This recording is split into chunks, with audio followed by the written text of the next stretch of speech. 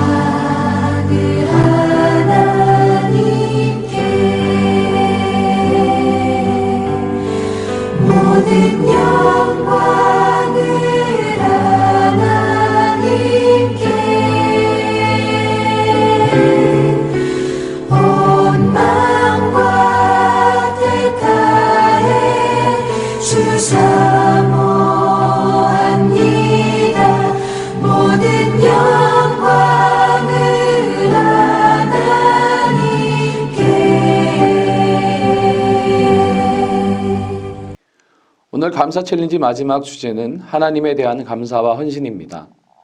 함께 오늘 묵상의 말씀인 데살로니가전서 5장 18절의 말씀을 합독하겠습니다. 범사에 감사하라. 이것이 그리스도 예수 안에서 너희를 향하신 하나님의 뜻이니라. 밑에 묵상에 도움을 주는 글을 같이 읽어보겠습니다. 성경은 우리에게 데살로니가에 보내는 서신을 통해서 범사에 감사하라. 이것이 그리스도 안에서 너희를 향하신 하나님의 뜻이니라고 말씀하십니다. 여기 감사하라를 지시하는 원어는 유카리스테오로 선한을 가리키는 유와 은혜를 가리키는 카리스의 합성어입니다. 감사는 그 어원이 말해주는 것처럼 하나님의 선하신 은혜를 인정하고 그 은혜에 대해서 반응하는 것입니다. 사실 우리는 우리가 원하던 조건이 충족될 때 감사를 느낍니다. 그런데 어떻게 우리는 범사에 하나님께 감사할 수 있을까요? 여기 범사에 사실 어떤 일에도 어떤 환경에서도 하나님께 감사하기는 결코 쉬운 일이 아닙니다. 왜냐하면 보통 사람들은 자기가 원했던 것을 거저 받거나 원했던 상황이 거저 주어질 때 비로소 그것을 거저 주신 분이나 그 상황을 만들어 주신 분에게 감사한 마음을 느끼게 됩니다. 그런데 어떻게 어떠한 환경에서도 하나님께 감사할 수 있을까요? 이에 대한 답은 그리스도 안에서라는 언급에 들어 있습니다. 우리는 그리스도 안에서 죄사함을 받았고 거룩하신 하나님과 화해하게 되었으며 하나님의 자식으로 입양되었습니다. 그뿐 아니라 하나님의 영, 곧 성령은 우리 안에 거하시면서 우리가 하나님의 자녀임을 증언해 주십니다. 그리하여 하나님은 우리의 아버지가 되시었고 우리는 하나님의 자녀가 되었습니다. 세상에 이보다 더 큰 영광이 어디 있습니까? 그대는 하나님을 아버지라 부르지 않습니까? 그대가 어떤 환경에 있든지 하나님이 그대의 아버지이십니다. 그대가 성공했을 때이든 실패했을 때이든 그대가 부할 때이든 가난할 때이든 하나님은 그대의 아버지이십니다. 그러므로 그대는 살아도 하나님을 위해 살고 죽어도 하나님을 위해 죽습니다.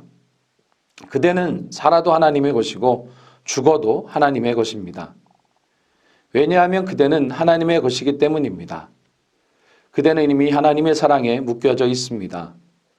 그대가 하나님의 사랑을 경험하면 할수록 그대는 점점 예수 그리스도를 닮게 되어 그대의 주변과 세상에 선한 영향을 끼치게 될 것입니다.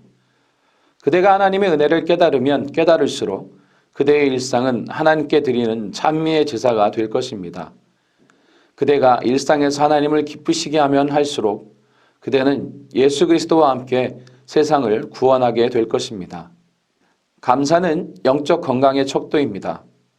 영적으로 건강한 사람의 특징은 항상 기뻐하고 쉼없이 하나님께 기도하며 어떤 처지에서도 하나님께 감사를 드리는 것입니다. 그래서 감사가 풍성한 사람은 영적으로 건강합니다. 그대가 하나님께 감사를 표현하는 방법은 무엇일까요? 감사한 마음은 감사하신 분을 기쁘시게 하고픈 동기를 낳고 그 동기는 그 감사한 분을 기쁘시게 하려는 행동을 낳습니다. 자, 이렇게 도움을 주는 글을 보았습니다. 이제 한 장 넘겨 56페이지를 보시면 오늘의 말씀 매일 하셨듯이 흐린 글씨를 따라 말씀을 한번 써보십시오. 오늘 하나님에 대한 감사와 헌신을 위해 주신 본문 말씀에서 사도 바울은 범사에 감사하라 라고 말합니다. 이것은 명령입니다. 범사가 무슨 뜻일까요? 새번역 성경은 모든 일에 감사하십시오 라고 되어 있고 공동 번역은 어떤 처지에서든지 감사하십시오 라고 되어 있습니다. 범사란 헬라어로 엠파티입니다. 이 말은 세 가지 의미가 있는데 모든 형편, 모든 일, 모든 사건을 의미합니다. 이 말을 연결해서 풀어보면 어떤 형편에 처하든지 감사하라. 무슨 일이 일어나도 감사하라. 모든 일에 감사하라. 이것이 너희를 향하신 하나님의 뜻이니라입니다. 안 좋은 일에도 감사해야 하고 사소한 일에도 감사하고 큰 일에도 감사하라는 것입니다. 감사하지 않고 지나치는 것이 하나도 없게 하라는 것이 범사에 감사라는 뜻입니다. 사랑하는 성도 여러분, 범사에 감사하고 살 수 있을까요? 어떻게 하면 범사에 감사하고 살 수 있을지 고민이 생깁니다. 하나님이 말씀하시는 감사는 막연히 느낌이나 감정이 아니고 머리로 이해하는 것이 아니며 입술로만 감사합니다라고 허공에 읊조리는 것이 아닙니다. 시편 116편 12절에 보면 내게 주신 모든 은혜를 내가 여호와께 무엇으로 보답할까 하며 적극적으로 고민하는 모습이 나옵니다.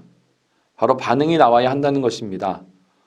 오늘 묵상의 말씀은 사도 바울이 1차적으로 데살로니가 교인들에게 하는 말씀입니다. 바울은 데살로니가 교인들에게 어떤 형편에 처하든지 감사하라. 모든 일에 감사하라. 무슨 일이 일어나도 감사하라. 라고 명령하는데 그 당시 데살로니가 교인들의 처지가 어땠을까요? 핍박당하고 있는 상황입니다. 감사할 수 있는 상황이 아니었다는 것입니다. 바울은 너희가 예수를 믿으면 핍박당하게 될 것이라고 미리 예언했습니다.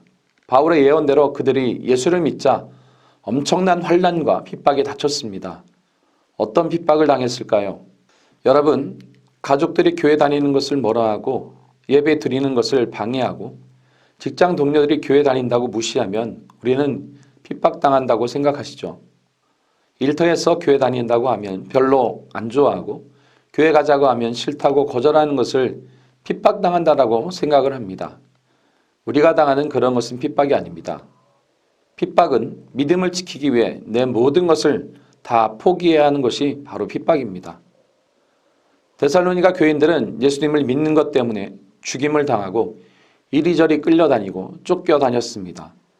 가족으로부터 버림받았습니다. 일상생활을 할 수가 없었습니다. 이런 형편에 있는 교인들에게 범사에 감사합니다. 여러분, 감사할 수 있겠습니까? 죽임을 당해도 감사하고 이리저리 끌려다녀도 감사하고 쫓겨다녀도 감사하고 가족에게 버림을 당해도 감사라는 것입니다. 일상생활을 할 수가 없는데 감사라는 것입니다. 가능할까요? 감사할 수 있는 것이 뭔가가 있으니까 범사에 감사라고 하신 것입니다. 어떤 상황에서도 감사할 수밖에 없는 은혜가 뭐냐는 거예요. 무엇이겠습니까? 바로 구원의 은혜입니다. 구원을 받은 사람은 모든 상황 속에서도 감사할 수 있습니다. 어떤 사건이 일어나도 감사할 수 있습니다. 그것보다 구원의 은혜가 너무나 크기 때문입니다. 이 땅의 삶이 전부가 아니고 천국에서 영원한 생명을 누리며 산다는 부활신앙을 가진 성도들은 감사하게 되는 것입니다. 이 엄청난 은혜를 주셨기에 하나님은 범사에 감사하라고 명령한 것입니다. 여러분, 은혜가 감사의 엔진입니다. 구원의 감격과 은혜가 떨어지면 감사가 멈춰버립니다. 호의를 당연하게 여기면 감사가 나오지 않습니다. 과학, 의학이 발전하고 경제가 성장하고 풍족해지면서 서구 사회에 영향을 받은 모든 나라가 권리의식을 갖기 시작했습니다. 모든 것이 나의 능력으로 된 것이라고 생각하게 되었습니다. 당연하게 여기도록 부채질합니다. 이것은 하나님 앞에 무서운 범죄입니다. 지난 6일 동안 나를 시작해서 가족과 교회, 이웃, 환경, 그리고 나라에 대하여 감사 묵상을 하였습니다. 그러면서 오늘 마지막 감사 묵상을 하면서 제 개인적인 묵상은 내가 누리는 모든 것은 하나님께 빚진 것이라는 것입니다. 하나님께 받지 않은 것이 아무것도 없음을 묵상하였습니다. 물, 공기부터 나의 몸, 지금 내가 누리는 모든 것, 아내와 자녀, 주님의 피로 사신 안디옥 교회 안에 거하는 그 외의 모든 것이 하나님께서 나에게 주신 것인데 나는 하나님 앞에 빚지고 사는 인생이라는 것입니다. 이렇게 소중한 것을 공짜로 받고도 당연한 것처럼 여기며 산다면 어리석은 인생일 수밖에 없음을 깨달으며 감사 챌린지를 통해 다시 한번 내가 당연하게 여기며 망각하고 있던 부분들에 대하여 되돌아보게 하신 하나님의 은혜에 감사하는 묵상을 하였습니다. 여러분도 마지막 하나님의 은혜를 생각하시면서 여러분의 모든 것 하나님께서 주셨음을 감사하며 묵상의 시간을 가져보시기 바랍니다. 그리고 57페이지로 넘어가서 감사의 제목을 적어보시면 됩니다. 저는 나를 구원하사 자녀 삼아주신 하나님께 감사드립니다. 나의 모든 것 하나님의 손을 붙들어 주시고 이끄시고 계심을 감사드립니다. 살아가는 모든 순간 이 길 힘을 주셔서 하나님께 감사드립니다. 오늘 여기까지 온 것 앞으로 살아갈 모든 길 에베네셀의 하나님이 함께 하심을 감사드립니다. 악한 세상 가운데 평강 주셔서 샬롬의 삶을 살게 하시니 감사드린다라고 5가지 감사의 제목을 적었습니다. 그리고 감사 액션 실천입니다. 내일이 추수감사절입니다. 추수감사주의를 준비하면서 특별히 하나님에 대한 감사와 헌신을 어떤 모습으로 실천할 것인가를 적어보시기 바랍니다. 그리고 감사절을 준비하시면서 감사기도를 기록해 보시면 되겠습니다. 뒤로 넘어가면 58페이지에 마지막 주제의 미션으로 우리들이 내일 추수감사절 예배를 드리게 되는데 추수감사절 예배를 준비하면서 추수감사절의 기원, 의미를 살피도록 미션이 나왔습니다. 이것이 나와 있는 것은 이 내용을 살피고 내일 추수감사절 주일을 풍성한 감사 가운데 준비하라는 것입니다. 내용을 함께 천천히 살펴봅니다. 한국교회 추수감사절은 미국교회 추수감사절의 전통을 따른 것이다. 1620년 9월 영국의 메이플라워는 승객과 승무원 100여 명을 싣고 영국의 플리머스를 떠났다. 그들 중에는 자유롭게 하나님을 예배하려는 사람들도 있었고 신세계에서 부자가 되고 토지를 소유할 수 있다는 약속에 끌린 사람들도 있었다. 그들은 위험하고 불편한 항해 끝에 케이프 코드에 닷을 내렸는데 그곳은 본래 의도했던 곳에서 북쪽에 위치하고 먼 곳이었다. 한 달 후 메이플라워는 매사추세츠만을 건넜고 그곳 매사추세츠의 플리머스에서 그들, 현재 순례자들로 알려진 사람들은 마을을 세우는 일을 시작했다. 그 순례자들이 처음 맞은 겨울은 그들에게 잔인했다. 그 겨울을 보내면서 그들 중 절반은 추위, 괴열병, 전염병 등으로 목숨을 잃었다. 살아남은 순례자들은 3월에 해안으로 이주했는데 거기에서 놀라운 일을 경험했다. 어느 날 한 원주민이 그들을 찾아와서 그들에게 영어로 인사를 했다. 그리고 며칠이 지나자 그 원주민은 스칸토라 이름하는 다른 원주민을 데리고 그들을 다시 찾아왔다. 스칸토는 파워투셋 부족에 속한 사람으로 영국 선장에게 납치되어 영국의 노예로 팔려갔다가 런던으로 탈출했고 마침내 탐험 원정대를 통해 고향에 돌아온 사람이었다. 스칸토는 영어로 소통할 수 있었다. 그는 영양실조와 질병으로 약해진 그 순례자들에게 옥수수를 재배하는 방법, 단풍나무에서 수액을 추출하는 방법, 강에서 물고기를 잡는 방법, 그리고 독성 있는 식물을 가려내는 방법 등을 가르쳐 주었다. 스칸토는 또한 그 지역의 완파노아그 부족과 동맹을 맺을 수 있게 도왔는데 그 동맹은 50년 이상 지속되었다. 그것은 유럽의 식민주의자들과 원주민들 간의 조화를 만들어냈던 유일한 사례였다. 1621년 11월 그 순례자들은 정착지 플리머스에서 처음으로 심고 가꾼 옥수수를 수확했다. 이에 매사추세츠 주지사였던 브래드포트는 그 순례자들과 그들을 도와주었던 완퍼너와 그 부족이 함께 어울려 수확을 기뻐하고 하나님께 감사하는 축제를 조직하였다. 이 감사의 축제는 1621년 11월 24일 목요일에 시작되어 3일 동안 지속하였다. 이 감사의 축제에서 순례자, 정착인과 그들에게 도움을 주었던 완파노아그 부족의 족장을 비롯한 원주민들은 함께 음식을 나누고 기뻐하며 감사를 드렸다. 1623년 그 순례자들은 두 번째 감사의 축제를 열었는데 그것은 그 해의 수확을 위협했던 오랜 가뭄이 끝났음을 기억하기 위한 것이었다. 이에 매사추세츠 주지사 브래드포드는 정착민들에게 신앙적 금식을 요청했다. 이로 인해 매년 혹은 이따금 금식하고 감사하는 날들은 다른 뉴잉글랜드 정착지들에서도 일반적인 관행이 되었다. 이렇게 두 번째 감사의 축제부터는 신앙적인 의미가 강조되었다. 미국의 추수감사절은 1621년 11월 24일 목요일에 그 순례자, 정착민들이 처음으로 심고 가꾸었던 옥수수를 수확하면서 그들에게 도움을 주었던 원주민들을 초청해서 음식을 나누며 하나님께 감사를 드린 데 기원한다. 한국 교회는 미국의 추수감사절 전통을 따라서 가을에 곡식을 수확한 후에 그 곡식을 허락해 주신 하나님께 감사를 드린다. 미국은 11월 넷째 주 목요일을 추수감사절로 지키고 한국 교회는 11월 셋째 주일을 추수감사절로 지킨다. 오늘의 한국 교회도 가을의 추수가 끝났을 무렵에 추수감사절을 지키지만 그 추수감사절의 의미는 가을 수확에 대한 감사에 그치지 않고 지금까지 하나님이 베푸신 은혜를 기억하고 감사하는 데 있다. 이렇게 하나님에 대한 감사와 헌신의 미션으로 오늘은 추수감사절의 기원 의미를 함께 살펴보았습니다.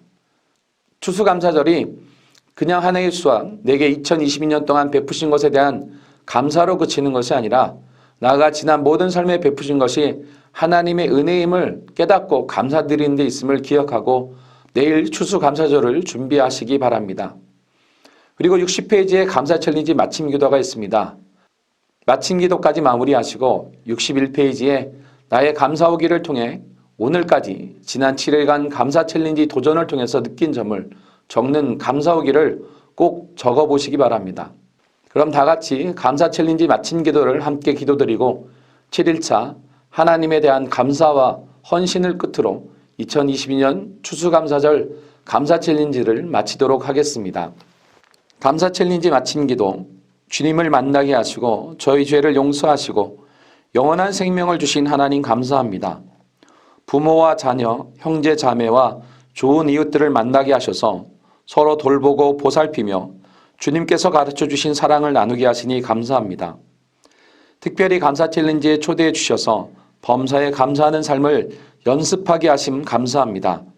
주님, 감사 동아리 활동을 통해 감사, 배려, 사과, 용서를 배워 열매 맺는 성숙한 신앙생활을 하고 싶습니다. 저희 삶 속에 부어주시는 하나님의 은혜에 항상 감사하게 하옵소서. 범사에 감사하게 하옵소서. 가족과 이웃들로부터 받는 사랑을 잊지 않게 하시고 고마운 마음을 표현하고 갚게 하옵소서. 주님께로부터 받은 은혜를 이웃들에게 나누며 살게 하옵소서. 받는 사람에서 주는 사람으로 성숙하게 하옵소서. 언제 어디서나 선한 사마리아인으로 살아가게 하옵소서. 또한 저희가 이웃들에게 잘못한 것을 깨닫게 하셔서 해가 지기 전에 사과하게 하시고 주님께서 저희를 용서하신 것처럼 저희도 이웃의 잘못을 관용하게 하옵소서. 하루 10번 감사하고 하루 10번 이웃들로부터 감사 인사를 받는 삶을 살게 하옵소서. 그래서 저희의 삶의 현장을 하나님의 나라로 이뤄나가게 하옵소서. 예수님의 이름으로 감사하며 기도드립니다. 아멘.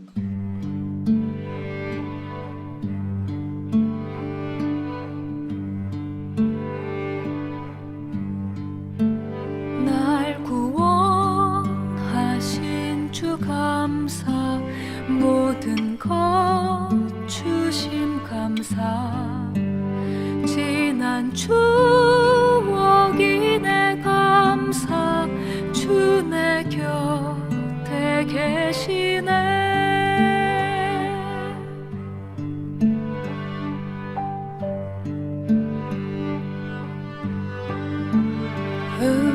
응답하신 기도 감사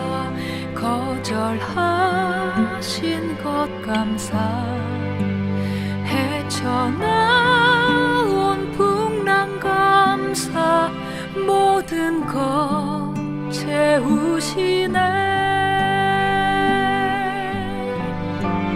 아픔과 기쁨도 감사 절망 중 위로 감사 증량 못할 은혜 감사 크신 사랑 감사해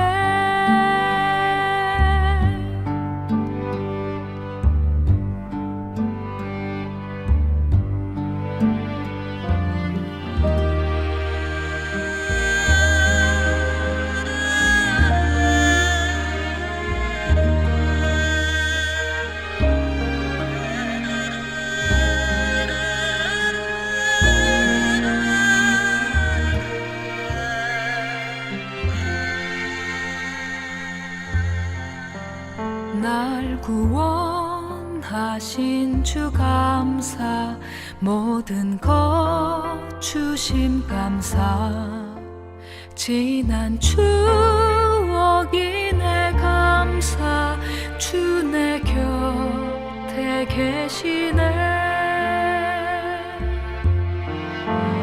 향기로운 봄철의 감사 외로운 가을날 감사 사라진 눈물도 감사 나의 영혼 평안해 기쁨과 슬픔도 감사 하늘 별